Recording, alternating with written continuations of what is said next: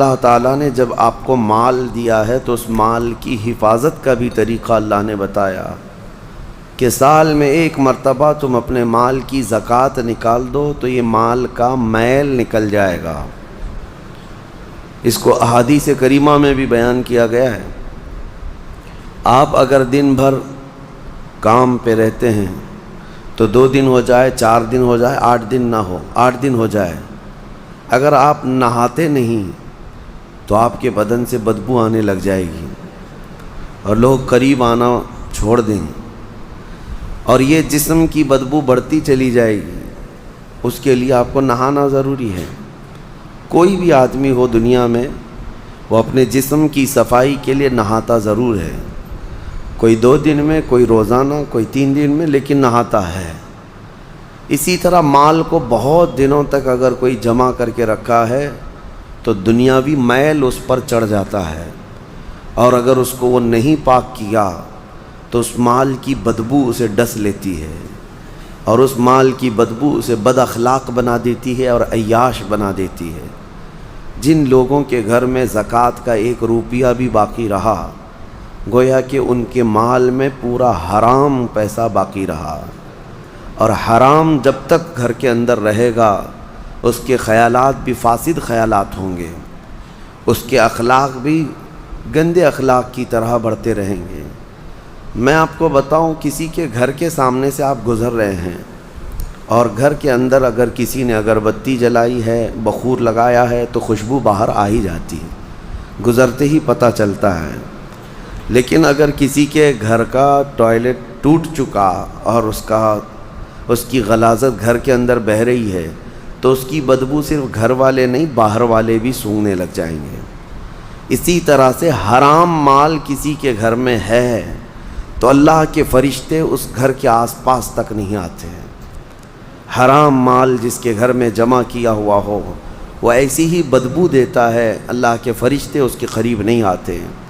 اسی لیے میرے عزیزو، زکوٰۃ کا نظام لوگوں کو ایسا لگتا ہوگا کہ یہ صرف دان دینا ہے، جیسے دوسرے دھرموں میں ہے، دوسرے ادیان میں ہے، جسے دان جس کو کہتے ہیں کہ جس کو جتنا چاہے وہ دان دینا چاہیے، اور اس کے ہاں ان لوگوں کو بڑھا چڑھا کر کے بھی بیان کیا جاتا ہے۔ دان ایک خیرات ہو گئی، وہ نفل ہے۔ اسلام میں وہ دان دینے کا وہ تو ایک بہت بڑا الگ طبقہ ہے، یعنی خیرات کرنا۔ لیکن زکوٰۃ جو ہے یہ صرف خیرات نہیں، یہ فرض ہے۔ جیسے آپ کے لیے فرض یہ نماز فرض ہے، جمعہ آپ کے لیے فرض ہے، اسی طرح سے صاحب حیثیت کے لیے زکوٰۃ فرض ہے۔ اور اگر اس نے زکوٰۃ نہیں نکالا تو اس کے متعلق قرآن کیا کہتا ہے سنیں، والذین یکنزون الذهب والفضة ولا ينفقونها في سبیل اللہ فبشرهم بعذاب علیم۔ محبوب، جو لوگ سونا اور چاندی کو جمع کر کے رکھ لیتے ہیں اور اللہ کی راہ میں اس کی زکوٰۃ نہیں دیتے یا خرچ نہیں کرتے، آپ ان کے لیے دردناک عذاب کی بشارت دے دیجئے۔ اللہ فرما رہا ہے اپنے محبوب سے، ان لوگوں کو دردناک عذاب کی بشارت دے دے۔ کیا ہوگا؟ یوم یحمى علیہا فی نار جہنم فتکوی بہا جباہہم وجنوبہم وظہورہم ھذا ما کنزتم لانفسکم فذوقوا ما کنتم تکنزون۔ اللہ فرماتا ہے جس دن آگ تپائی جائے گی، جہنم کی آگ تپائی جائے گی، بھڑکائی جائے گی، تو اس آگ کے ذریعے سے ان کی پیشانیوں کو داغا جائے گا، ان کے بازوؤں کو داغا جائے گا، ان کے پیچھے والے حصے کو داغا جائے گا اس گرم تپی ہوئی آگ سے، اور پھر اس سے کہا جائے گا ھذا ما کنزتم لانفسکم، یہ تو وہی ہے جو تو نے اپنے لیے خزانہ کر کے رکھا تھا، یہ وہی ساری چیزیں ہیں جو تو نے اپنے لیے سیف کر کے رکھا تھا۔ فذوقوا ما کنتم تکنزون، جو کچھ تم جمع کرتے تھے اب چکھو آج کے دن، آج اس کو چکھو، یہ کہا جائے گا، اس کو چکھایا جائے گا اور عذاب میں مبتلا رہے گا۔ یہاں تک کہ یہ تو قیامت کے دن کے عذابات کا ذکر ہے، اور قبر کے متعلق فرمایا گیا کہ اس کی میت قبر میں رکھ کر کے چلے جانے کے بعد سے لے کر قیامت قائم ہونے تک ایک خوفناک سانپ اس کے گلے میں پھندا ڈال کر قبر میں بیٹھا رہے گا، اور اس کی ناک کی ہڈی کو ڈستا ہوگا اور چوستا ہوگا۔ وہ قبر والا پریشان اس عذاب سے اس کو دور کرنے کی کوشش کرتا رہے تو وہ سانپ کہتا ہے کہ تو مجھے کیوں الگ کرتا ہے، میں تیرا مال ہی تو ہوں جسے تو دنیا میں بہت زیادہ عزیز رکھتا تھا، میں تیرا سونا چاندی اور تیرا جمع کیا ہوا مال ہی تو ہوں، تو اب اس سے مجھ سے چھٹکارا اس وقت تک نہیں حاصل کر سکے گا جب تک اسرافیل علیہ السلام سور نہ پھونک دیں۔ میرے عزیزو، یہ جو وعیدیں آئی ہیں ان لوگوں کے لیے ہیں جنہوں نے اپنے مال کا حق اللہ کی راہ میں نہیں دیا۔ آپ دیکھیں اللہ کریم نے جو کچھ بھی دیا ہے آپ کو، یہ آپ کی اپنی محنت نہیں۔ جو اگر یہ سمجھتا ہو میں نے اپنے خون پسینے کی محنت سے یہ سب کمایا ہے، یہ خام خیالی ہے میرے عزیز۔ اللہ تبارک و تعالیٰ اگر نہ دینا چاہے تمہاری ناک زمین پر گھس جاتی، وہ ایک سکہ بھی تجھے نہ ملتا۔ رب تعالیٰ کی یہ عنایتیں ہیں جو تمہیں مال دیا، لیکن جس نے دیا کیا تم سے اس نے پورے آدھے مال کا تقاضا کیا؟ رب تبارک و تعالیٰ نے یہ فرمایا کہ تم کو اگر 1,00,000 روپے کی قیمت کی کوئی چیز آج دنیا میں دی گئی تو 50,000 اللہ کی راہ میں دے دینا، یا 1/4 25,000 دے دینا، 1 پاؤ حصہ دے دینا۔ نہیں، دنیا تو تقاضا کرتی ہے پرسنٹیج کا۔ یہاں رب تبارک و تعالیٰ نے پورے سال میں، وہ بھی انکم پر نہیں، سیونگ پر۔ یاد رکھو دنیا کی جو ٹیکس ہیں، جتنی بھی ڈپارٹمنٹ ہیں، وہ تمہارے انکم پر ٹیکس لگاتی ہیں۔ انکم جتنی ہو رہی ہے اس پر ٹیکس ہے۔ انکم ٹیکس کیا ہے؟ آپ جتنا کما رہے ہیں اس پر ٹیکس آتا ہے، لیکن میرا مولا تمہارے انکم پر نہیں۔ تم سال میں کروڑ روپے بھی کماتے کیوں نہ ہو، لیکن اگر بچتا کچھ نہیں ہے تو زکوٰۃ کچھ بھی نہیں، زکوٰۃ کچھ بھی نہیں ہے۔ ہاں، جو سیونگ ہے تمہارے پاس، جو بچی ہوئی چیز ہے، اس کے لیے رب تعالیٰ فرماتا ہے جو بچا کر تم نے رکھا ہے، اب اس کا آدھا نہیں، اس کا پاؤ نہیں، اس کا 10واں حصہ نہیں، اس کا 20واں حصہ نہیں، بلکہ اپنے پورے مال کا 40واں حصہ 2.5% صرف اللہ کی راہ میں ادا کیا کرو۔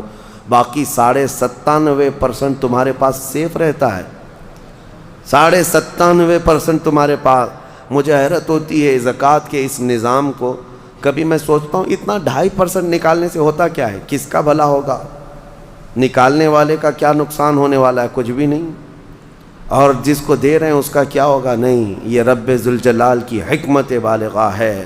آپ کو میں بتاؤں، رسول اقدس صلی اللہ تعالیٰ علیہ وسلم کے زمانے میں جو غربت تھی مدینے کی، وہ ایسی غربت تھی کہ صحابہ کے پاس پورا جسم چھپانے کے کپڑے بھی نہیں تھے۔ کسی کے پاس 2 کپڑے، کسی کے پاس 1 کپڑا، اور کھانے پینے کی اشیاء کی ایسی قلت تھی کہ وہ صرف 1 یا 2 کھجور پر پورا دن گزار لیتے تھے۔ ان کے پاس ہتھیار خریدنے کے لیے پیسے نہیں تھے، جو جنگوں میں ایسی لکڑیاں لے کر چل پڑتے تھے۔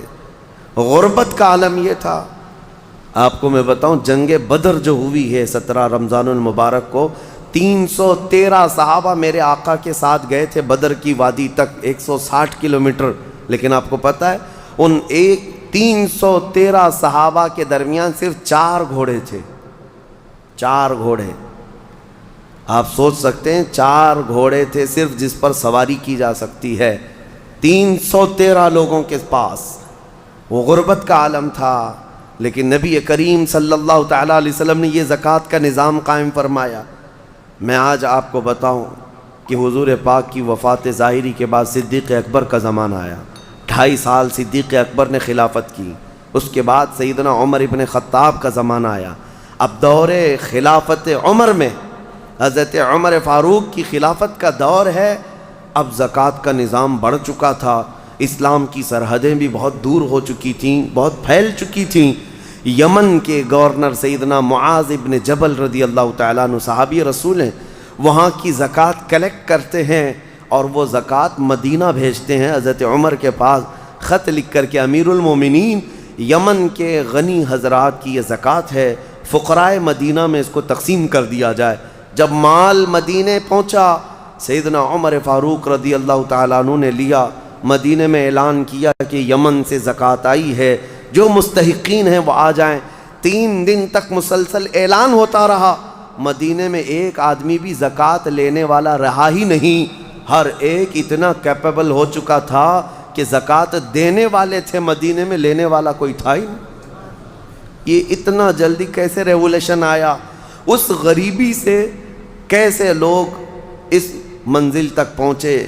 حضرت عمر فاروق رضی اللہ تعالیٰ عنہ نے پوچھا کہ مدینے میں کوئی آنے والا نہیں ہے زکوٰۃ لینے کے لیے؟ یہ وہی مدینہ ہے جب آئے تھے تو ان کو پانی کی قلت تھی، پانی بھی نہیں پی پا رہے تھے، پیسے دے کر خریدنا پڑتا۔ تو پھر حضرت عمر نے خط لکھ کر کے واپس بھیجا حضرت معاذ بن جبل کو کہ مدینے میں کوئی بھی اب زکوٰۃ کا مستحق نہیں رہ گیا، لہٰذا یمن کے فقیروں میں ہی اس کو تقسیم کر دو۔ حضرت معاذ بن جبل کے پاس یہ مال دوبارہ گیا اور انہوں نے دوبارہ پھر خط لکھ کر کے بھیجا کہ حضور پورے یمن میں بھی کوئی فقیر نہیں رہ گیا۔ یہ نظام مصطفیٰ ہے، یہ نظام مصطفیٰ ہے۔ تم سمجھتے ہو 2.5% سے کچھ نہیں ہوتا؟ بہت بڑا ریولیوشن آتا ہے، بہت بڑا انقلاب آتا ہے، کیونکہ یہ حکم اللہ کا ہے، اور جب یہ صحیح جگہ پر پہنچے گی تو رب ذوالجلال وہ اس کی شان قدرت ہے کہ اس کس غریب کو اٹھا کر غنی بنا دے۔ میرے عزیزو، آج کئی نظام درہم برہم ہے، ہماری زکوٰۃ کا نظام بھی درہم برہم ہے۔ بعض لوگ تو زکوٰۃ کو چاہتے ہی نہیں کہ نکالیں، نعوذ باللہ، وہ عذاب الہی کے شکار ہوں گے۔ وہ چاہے 1 روپیہ بھی بچا کر کے جائیں تو پھر ان کے اوپر یہ قرضہ چڑھا ہی رہے گا مرنے تک، اور موت کے وقت جو اس کے لیے سختیاں ہیں یہ مال کی وجہ سے، اللہ بچائے۔ کچھ کا تو زکوٰۃ پر ایسا معاملہ ہے کہ وہ دینا نہیں چاہتے، اور کچھ ایسے ہیں جو دے تو لیتے ہیں لیکن کہاں دینا ہے یہ نہیں معلوم۔ اس کی وجہ سے یہ نظام ایسا ہو گیا، مستحقین تک زکوٰۃ پہنچتی نہیں، اور کسی جگہ زکوٰۃ جا کر کے جام ہو جاتی ہے، کسی جگہ زکوٰۃ ایک ہی جگہ جا رہی ہے اور وہاں سیف ہوتی گئی، اور جو مستحق تھا وہ مستحق ہی رہ گیا۔ اصل مسئلہ جو ہمارے بیت المال کا تھا وہ نظام ہی نہیں ہے۔ پہلے بیت المال ہوا کرتا، امیر المومنین جو ہوتے وہ سب کی زکوٰۃ کلیکٹ کر کے بیت المال میں جمع کرتے، اور پھر جتنے بھی فقراء ہوتے تھے ان کا رجسٹر ہوتا تھا کہ کون کون مستحق ہے، اور ان کو سال پر فوکس کر کے بیت المال سے دیا جاتا۔ اگلے سال تک وہ فقیروں کا نام رجسٹر میں ہوتا ہی نہیں تھا، کیونکہ ان کو اتنا دیا جا چکا ہوتا کہ وہ اپنا کاروبار کر رہے ہوتے، اپنی تجارت لگا چکے ہوتے، اور دوسرے سال وہ خود اپنی زکوٰۃ لے کر کے بیت المال میں آتے تھے۔ یہ نظام تھا۔ بہرحال عزیزان گرامی وقار، جتنا بھی ہمارے پاس اب بچا ہے نظام، اس میں اللہ رب العزت کے حضور جانے سے پہلے اپنے مال کو اس کی راہ میں اس کے حکم کے مطابق ادا کر دو، ورنہ جو عذاب الہی قارون کو آیا تھا، آپ کو پتہ ہوگا، قارون دنیا کا سب سے بڑا مالدار آدمی، اللہ تعالیٰ نے اس کو بے حساب دولت دی تھی۔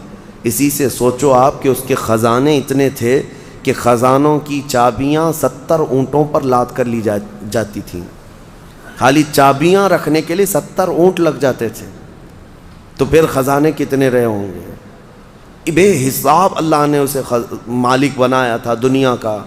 لیکن جب زکوٰۃ کا حکم آیا حضرت موسیٰ علیہ السلام پر، تو اس نے آنا کانی شروع کی کہ ایسا اتنا مال چلا جائے گا، اتنے خزانے تو زکوٰۃ میں جا رہے ہیں۔ موسیٰ علیہ السلام نے اس کے لیے رعایت کی درخواست کی، تو رب تعالیٰ نے کتنی رعایت کی پتہ ہے؟ کہ قارون کے لیے زکوٰۃ اتنی کہ وہ 1000 میں 1 روپیہ دے، 1000 میں 1 روپیہ دے۔ آج آپ 100 میں 2.5 روپیہ دیتے ہیں، اور اتنے بڑے مالدار کو، کیونکہ رب تعالیٰ بہتر جانتا تھا، جب اس نے اس کا بھی کیلکولیشن کیا تو کئی خزانے زکوٰۃ میں نکل رہے تھے۔ اب اس کا دل نہیں مانا کہ اتنے میں خزانے کسی کو مفت میں یوں ہی دے دوں۔ مال ایک ایسی چیز ہے جب کسی کے دل پر یہ غلبہ کر جاتی ہے تو وہ اپنے باپ کو بھی نہیں تسلیم کرتا، نہ اپنے بیٹے کو تسلیم کرتا۔ اسی لیے میرے آقا صلی اللہ علیہ وسلم نے فرمایا، مال کے طلبگار کتے کی طرح ہیں۔ کتا جو ہے مردہ کھانے کے لیے جاتا ہے، پورا بیل کھا تو نہیں سکتا لیکن دوسرے کتے کو برداشت بھی نہیں کر پاتا، کھاتا تو نہیں ہے پورا، لیکن کوئی دوسرا کتا آئے تو بھونکنے لگے گا، دانت نکالے گا، اس کو چیخ مارے گا۔ یہ حدیث پاک میں مثال اللہ کے حبیب نے فرمائی ہے کہ دنیا کا طلبدار کتے کی طرح ہے، اور دنیا مردہ ہے۔ اس مردار کو کھانے کے لیے جتنے جھپٹ پڑے ہیں وہ اپنے سگے بھائیوں کو بھی اپنے کاروبار میں برداشت نہیں کر پاتے، شریک اس کو پارٹنر برداشت نہیں کر پاتے۔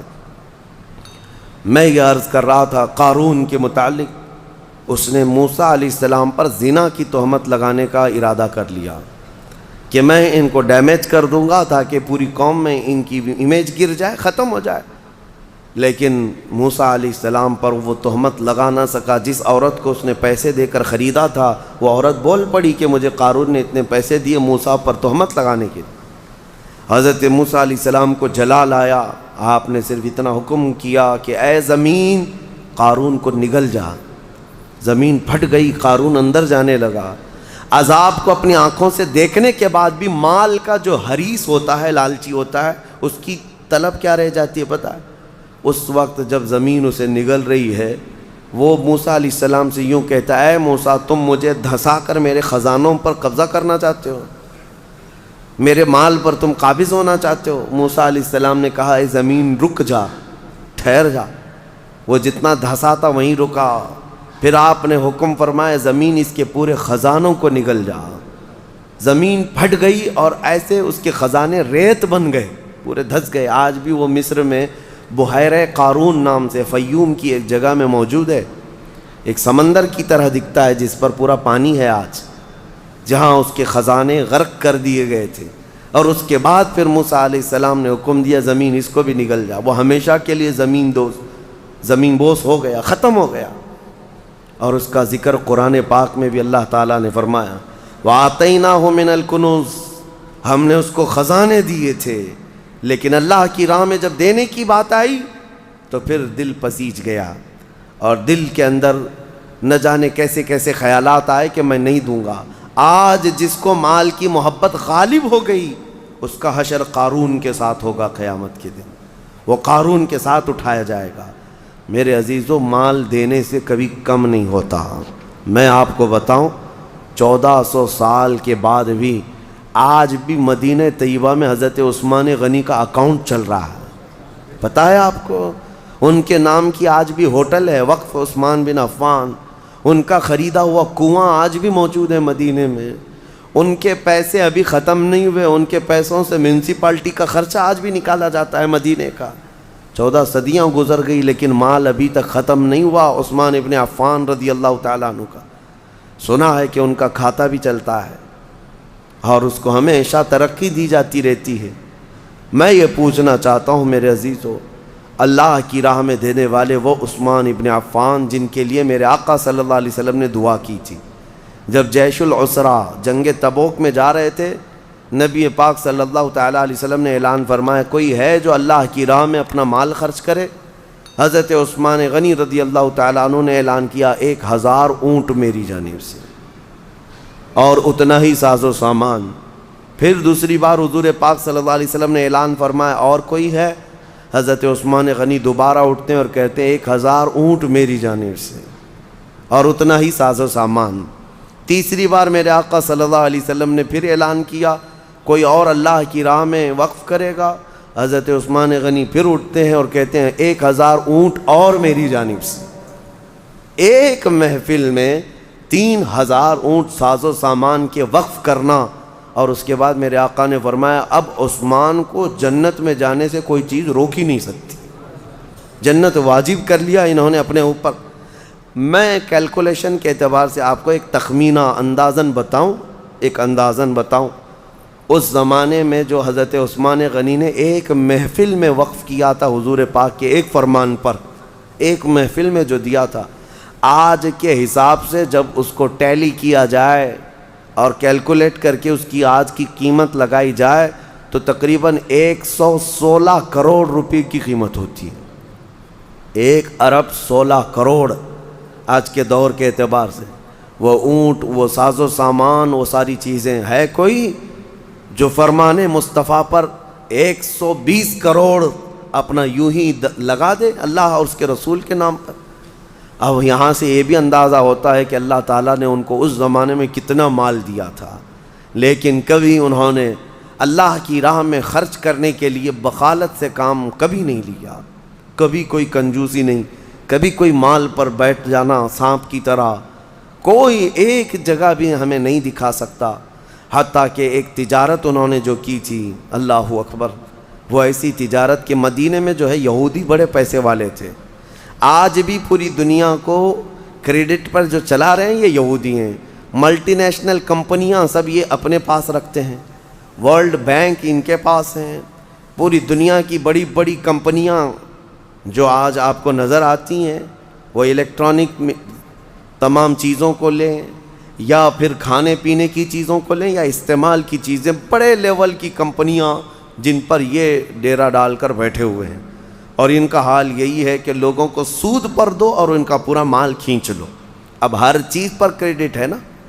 آپ کو تو کوئی چھوٹا سا سامان بھی لینا ہے تو آپ کو ادھار دے دیا جائے گا اور اس کے بدلے آپ کو سود لے لیا جائے گا. یہودیوں کے یہ فطرت میں برسوں سے ہے، آج سے نہیں. پوری دنیا کو یہ نوٹ پر لا کر کھڑا کی ہیں. پہلے نوٹ یہ پیسے نہیں تھے، یہ جو کاغذ کی نوٹ آج آپ دیکھتے ہیں، یہ اگر حکومت نے کہہ دیا کہ آج سے اس کی ویلیو نہیں تو کل سے تو اس کو کچرا اٹھانے کے بھی کام میں نہیں آئے گی. اس نوٹ کی قیمت کچھ نہیں ہے، صرف گورنمنٹ مانتی ہے کہ اس کی اتنی مالیت ہے تو ہم بھی چلا لیتے ہیں، ورنہ فی نفسی ہی اس نوٹ کی کوئی ویلیو نہیں. پہلے جو سکے ہوتے تھے وہ سونے اور چاندی کے ہوا کرتے. حکومت آئے جائے لیکن سونے کی اپنی قیمت تو ہوتی تھی. کوئی حکومت چلی بھی جائے، سونے کے سکے آپ کے پاس ہیں، چاندی کے سکے آپ کے پاس ہیں، بس اس کا نقشہ ہی تو مٹانا ہے، میلٹ کر کے دوسرا بنا لیتے ہیں. لیکن انہوں نے پوری دنیا سے یہ درہم و دینار کو ختم کیا اور نوٹ پہ لا کر کھڑا کیا. اس کی وجہ یہی تھی کہ نوٹوں کے ذریعے سے ان کو اتنا مالدار بنایا جائے. اچانک ایک دن جیسے یہاں اعلان ہوا تھا، کہہ دیا جائے کہ نوٹوں کی کوئی ویلیو نہیں ہے، سب کے سب فقیر ہو جائیں گے، سب کے سب فقیر، کسی کے پاس کچھ نہ رہے. اس زمانے میں مدینہ طیبہ میں یہ یہودی یوں کرتے تھے کہ جو تجارت کا قافلہ ملک شام سے آتا تھا مدینے میں مال بیچنے کے لیے، تو یہ مدینے سے کچھ میل دور جا کر کے پورا مال خرید لیتے تھے اور خرید کر کے مدینے میں لا کر کے اس کو جمع کرتے. پھر 8-10 دن کے بعد اس مال کو ڈبل ٹبل نہیں، پتہ نہیں کتنے کتنے داموں سے یہاں مدینے والوں کو بیچتے تھے. بہت مہنگی چیزیں یہاں مدینے میں بیچتے، لوگ مجبوراً وہ سامان خریدتے. ایسے حالات تھے. ایک بار ہوا یہ کہ حضرت عثمان غنی کو جب یہ چیزیں ان کی حالتیں معلوم تھیں تو قافلہ ملک شام سے تجارت کا آ رہا تھا. ابھی بہت دور تھا، حضرت عثمان غنی نے جا کر پورا قافلہ خرید لیا، پورا مال خرید لیا. اور خرید کر کے جب مدینے آئے، یہودیوں کو پتہ چلا کہ ہم تو لیٹ ہو گئے ہیں. اب پھر سب کے سب دوڑے دوڑے آئے حضرت عثمان غنی کے پاس. دیکھو تمہارا تو یہ کام ہے نہیں، ہم برسوں سے یہ کام کر رہے ہیں، تم اپنا یہ مال بیچ دو. حضرت عثمان غنی نے کہا میں نے خریدا ہے، اب میں بیچوں گا، میں تجارت کے لیے لیا ہوں. کہا ٹھیک ہے تجارت، تم نفع کما لینا، کتنے میں لیے تھے اس کا ڈبل ہم سے لے لو، جتنے میں لیے تھے اس کا ڈبل ہم سے لے لو. یعنی اگر تم نے 1 لاکھ کی یہ پوری مالیت کا قافلہ خریدا ہے تو ہم سے 2 لاکھ لے لو. حضرت عثمان غنی نے کہا کہ میں اتنے کم نفع میں نہیں بیچوں گا اپنا مال. تو پھر وہ بحث و مباحثے کے بعد بڑھاتے ہیں، اچھا 2 گنا لے لو، 1 لاکھ روپے کی قیمت کا ہے تو ہم سے 3 لاکھ روپے لے لو، 2 نہیں 3 لاکھ روپے لے لو. حضرت عثمان غنی نے کہا نہیں میں اتنے کم نفع میں نہیں بیچوں گا. پھر بحث ہوتی رہی، 3 گنا پر آئے. اب اسی سے اندازہ لگاؤ کہ وہ 3 گنا حضرت عثمان غنی سے خرید رہے ہیں تو پھر مدینے والوں کو کتنوں میں بیچیں گے. تو حضرت عثمان غنی اس پر بھی انکار کر گئے کہ نہیں میں 3 گنا زیادہ پہ بھی مال نہیں بیچوں گا، مجھے اور نفع چاہیے، اور نفع چاہیے، میں تو زیادہ نفع کے لیے اس کو خریدا ہوں. وہ بحث کرتے کرتے کرتے شام ہو گئی اور 5 گنا تک آ گئے اور دھمکی دینے لگے کہ ہم نے اتنے نفع میں تمہارے مال کی بولی لگائی کہ اب دوسرا کوئی تمہارا مال خریدے گا ہی نہیں. حضرت عثمان نے کہا مجھے کچھ فرق نہیں پڑتا، مجھے کچھ نہیں فرق پڑتا. تو جاتے جاتے کسی یہودی نے کہا 10 گنا زیادہ پہ دے دو گے، 1 لاکھ کا مال 10 لاکھ میں دے دو گے. حضرت عثمان غنی نے کہا جاؤ تم اپنے گھر، میں اتنے کم نفع میں نہیں بیچنے والا. یہ کیا بات ہوئی؟ بہت باتیں بنائی حضرت عثمان غنی کے خلاف یہودیوں نے.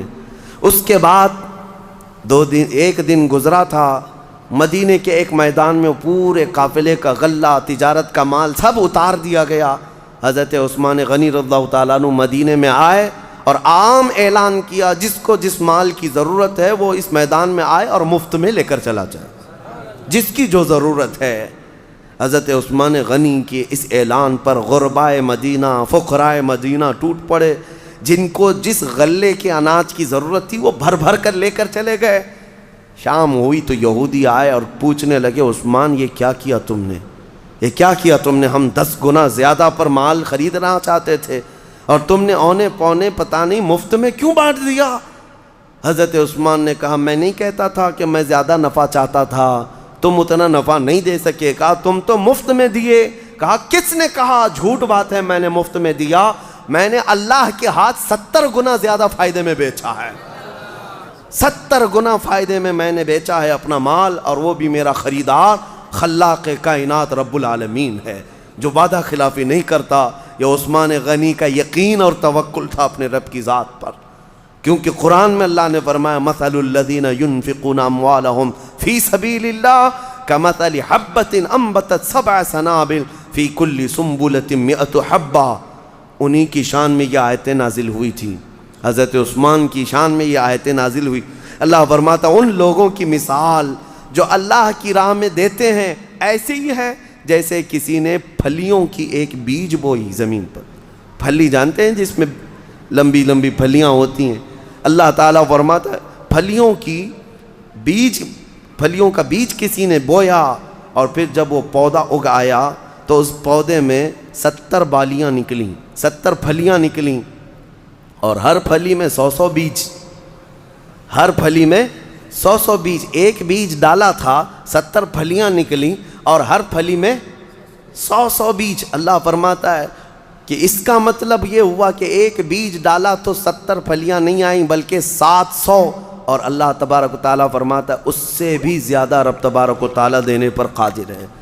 700 نہیں، 7000، 70000، اس سے بھی زیادہ دینے پر رب ذوالجلال قادر ہے۔ عزیزان گرامی وقار، ہم نے اس نظام کو یوں سمجھ لیا ہے کہ ایک فیشن ہے، برسوں سے چلا آ رہا ہے۔ کچھ لوگ جو ہے کچھ ٹاول بانٹ دیے، کسی کو لنگیاں بانٹ دیے، کسی کو ٹوپیاں بانٹ دی اور سمجھتے ہیں زکوٰۃ ہو گئی، زکوٰۃ ہو گئی، اور کچھ عورتوں کو کپڑے بانٹ دیے، کچھ جگہ پر جو ہے کسی کو افطار کٹ دے دیا، یہ زکوٰۃ ہو گئی۔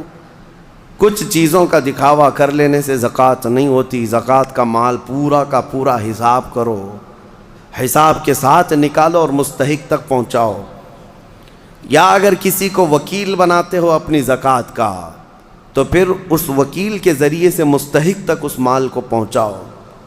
آپ کو میں ایک بات بتا دوں، رب ذوالجلال تمہیں دنیا میں بھی کبھی شرمندہ ہونے نہیں دے گا، اور آخرت میں بھی۔ بنی اسرائیل کی ایک خاتون کے متعلق میں گفتگو کو یہاں لا کر کے آپ کے سامنے عرض کرتا ہوں کہ ایک عورت، ایک لڑکی تھی، جوان دوشیزہ تھی، اس کا باپ بڑا کنجوس تھا، بخیل تھا، اور لڑکی بڑی دیالو سخی۔ ایک بار اس کے گھر فقیر آیا تو اس نے قیمتی چیز اٹھا کر کے اس لڑکی نے دے دیا جو اس کے باپ کو بڑی پسندیدہ تھی، اور وہ بہت اس کی حفاظت کرتا تھا۔ وہ قیمتی چیز تھی، اس لڑکی نے اٹھا کر ایک فقیر کی جھولی میں ڈال دیا۔ فقیر تو ناچتا خوش ہوتا چلا گیا۔ باپ کو جیسی پتہ چلا اس کی تو آگ لگ گئی بدن، پہلے سے تھا بخیل، خرچہ کرتا نہیں تھا، اور اس پر یہ کہ گھر کی سب سے قیمتی چیز لڑکی نے اٹھا کر دی۔ غصے میں آیا اور اپنی بیٹی کا ہاتھ کاٹ دیا، ہاتھ کاٹ دیا۔ یہ ظالم تھا، کہا کہ تو نے اٹھا کر دیا کیسے؟ بہرحال بات آئی گئی ہو گئی، جوان ہو گئی، اس کی شادی کی بات تھی، خوبصورت بہت تھی لیکن ہاتھ نہیں تھا، ہاتھ نہیں تھا۔ بہرحال ایک بہت مالدار گھرانے کا ایک نوجوان، اس زمانے کا شہزادہ تھا، اس کو یہ لڑکی پسند آ گئی، لیکن ہاتھ دکھایا نہیں۔ جب لڑکی کی پسند چل رہی تھی یا لڑکے کی منہ دکھائی چل رہی تھی تو اس نے ہاتھ اندر چھپا رکھا تھا، کیونکہ دکھائیں گے تو عیب ہے اور جلدی کوئی شادی نہیں کرے گا۔ اسی پر وہ پسند کر لیا اور شادی فکس ہو گئی، لیکن کسی کو پتہ نہیں تھا، دولہے کے گھر والوں کو، کہ لڑکی کا ہاتھ نہیں ہے۔ وہ اپنے جبے میں اندر چھپائے رہتی اپنے کپڑوں میں۔ پھر چند دنوں کے بعد جب شادی ہوئی، گھر پہنچے، دلہن کو لے جا کر کے وہ اپنے گھر سجا سنوار کر لایا، اس کی بڑی ارمان تھی بڑی خوبصورت عورت میرے گھر آ رہی ہے، اخلاق کی بھی اچھی تھی، سیرت کی بھی اچھی، صورت کی بھی اچھی، لیکن رات کو جب دسترخوان پر بیٹھتے ہیں اب ہاتھ تو تھا نہیں، سب کے سامنے کھانا تو ہے اور سیدھا ہاتھ غائب ہے، کیسے نکالے ہاتھ، بائیں ہاتھ سے کھائے تو لوگوں کو پتہ چلے، وہ خاموش بیٹھی رہی۔ اب اسے اندازہ ہونے لگا کہ میرا یہ عیب کھل جائے گا، میں کب تک اس کو چھپا کر کے رکھوں گی، کب تک میرے گھر کی ماں اور میرے گھر کی عورتوں کے کہنے پر اب تک چھپائی رہی، لیکن اب کب تک چھپاؤں؟ اس کی آنکھوں میں آنسو آ گئے۔ پھر اس کے بعد لوگوں کا اصرار بڑھتا گیا کہ چلو کھاؤ، کھانا تو شروع کرو۔ اس کے دولہا، اس کے شوہر جو نئے نئے ابھی شادی والا تھا، اس نے کہا کہ میری رفیق حیات ہاتھ نکالو اور کھانا شروع کرو، ہاتھ نکالو۔ ہاتھ نکالنے کو تیار نہیں، ہاتھ نکالے تو کیسے، ٹوٹا ہوا ہاتھ ہے، میری شادی ٹوٹ جائے گی۔ وہ رو رہی تھی، اچانک غیب سے آواز آئی کہ اے میری بندی تو ہاتھ نکال، تیرا ہاتھ سلامت ہے۔ اس نے جب ہاتھ نکالا تو اس کا ہاتھ پورا کا پورا سلامت تھا، اور اس نے دسترخوان سے کھانا اٹھایا اور کھانے لگی۔ حیرت میں وہ رو پڑی، سجدے میں گر پڑی۔ اس وقت جو اللہ کے نبی تھے ان کے پاس گئی اور ماجرا بیان کیا۔ اللہ کے نبی نے کہا کہ رب تعالیٰ یہ فرماتا ہے ہم اس ہاتھ کو کبھی شرمندہ اور ذلیل ہونے نہیں دیتے جو ہمارے راہ میں اٹھا کرتا ہے، جو ہمارے راستے میں اٹھا کرتا ہے، اس ہاتھ کو ہم ذلیل ہونے نہیں دیتے۔ اللہ ہم سب کو وہ ہاتھ عطا فرمائے جو رب ذوالجلال کے راستے میں اٹھا کرے۔ آج بہت سارے لوگ تمہارے انتظار میں ہیں، اللہ نے اگر کچھ دیا ہے تو ان غریبوں کے حلق تر کرو جن کے ہاں آج کوئی چیز نہیں پہنچ پاتی۔ میرے عزیزوں، پیشہ ور فقیروں کو بانٹنے کی میں بات نہیں کر رہا، آج بہت سارے ایسے لوگ ہیں جن کے ہاں افطار بھی نہیں ہے۔ ہم نے سنا اور ہماری طرف سے جو ہو سکتا ہے، ترکی میں، شام میں، یمن میں جو لوگ خدمات کر رہے ہیں اللہ ان کو سدا سلامت رکھے، لیکن کئی گھر ایسے ہیں جو پانی پہ سحری کر رہے ہیں اور پانی پہ افطاری کر رہے ہیں، اس کے علاوہ ان کے پاس کوئی چیز نہیں، کوئی چیز نہیں۔ بہت ساری ایسی خبریں آتی ہیں، عرب دوست جو ہمارے وہاں بیٹھے ہیں وہ کہتے ہیں بچے اتنے مجبور ہو جاتے ہیں کہ رات کے وقت گھاس نکال کر کے کھا لیتے ہیں اپنے پیٹ کو۔ یہ ظالموں نے اتنی بمباریاں کی ہیں، سپر پاور طاقتیں ان کے منہ سے لقمے تک چھین چکے ہیں، لیکن آپ کو پتہ ہے جو سونے کے ٹوائلٹ بنانے والی یا عربوں کی عیاشیاں ایک لقمہ ان غریبوں تک نہیں پہنچا پاتے ہیں، ایک لقمہ عراق، یمن، شام، فلسطین میں نہیں پہنچا پاتے۔ لیکن آپ حضرات اگر اپنا مال پہنچا نہیں بھی سکتے تو کم از کم ان غریبوں کا احساس تو کرو، احساس کرو جب اللہ تعالیٰ تمہیں شام کے وقت دسترخوان میں کیا نہیں عطا کرتا، ہر طرح کی نعمت تمہارے دسترخوان میں افطار میں ہوتی ہے، تم اپنے پیٹ بھر لیتے ہو، اس وقت دعاؤں میں غربائے امت کو یاد کرو۔ اے اللہ تیرے حبیب کی وہ بھی امت ہے جن کے حلق آج تر نہیں ہو پاتے، اور میرے دسترخوان کو تو نے نعمتوں سے بھر دیا ہے، طاقت و قوت ہے تو اپنا مال ان غربا تک پہنچاؤ اور اپنا مال نکالو، ورنہ یہ عذاب الہی کے بھی شکار ہوں گے اور تمہارا مال بے برکتی کا سبب بنے گا۔ چند دنوں کے بعد یہ مال ایسا ختم ہو جائے گا تمہیں پتہ ہی نہیں۔ ہمارے علاقے میں ایک شخص تھا جو کہتا تھا میری 7 پشتوں تک میں نے اتنا مال رکھا ہے، 7 پشتوں تک لوگ بادشاہ رہیں گے، 7 پشتوں تک، یعنی اتنا مال جمع کیا تھا۔ اچانک ایک حادثے میں انتقال ہوا، چند سالوں کے بعد اس کے چچیرے بھائی نے اس مال پر ایسا قبضہ کیا کہ اس کے سگے بیٹے کو کوئی مال نہیں ملا۔ آج بھی وہ شخص موجود ہے، 10-10 روپے کی بھیک مانگتا ہے، اسی بڑے مالدار کا آدمی، وہ اپنے پان کے لیے، اپنے کھانے پینے کے لیے 10 روپے کی بھیک مانگتا ہے، جس کا باپ کہتا تھا کہ 7 پشتوں تک میرا مال چلے گا۔ میرے عزیزو، رب تبارک و تعالیٰ کے چاہے بغیر کچھ نہیں چلے گا۔ آؤ اللہ رب العزت کی بارگاہ میں دعا کرتے ہیں کہ مولا کریم ہمیں دنیاوی مال اور حرص سے محفوظ فرمائے، اور رب قدیر ہمیں اس کی بارگاہ میں جانے کے وقت پاک و صاف اور ستھرا چہرہ لے کر جانے کی توفیق عطا فرمائے۔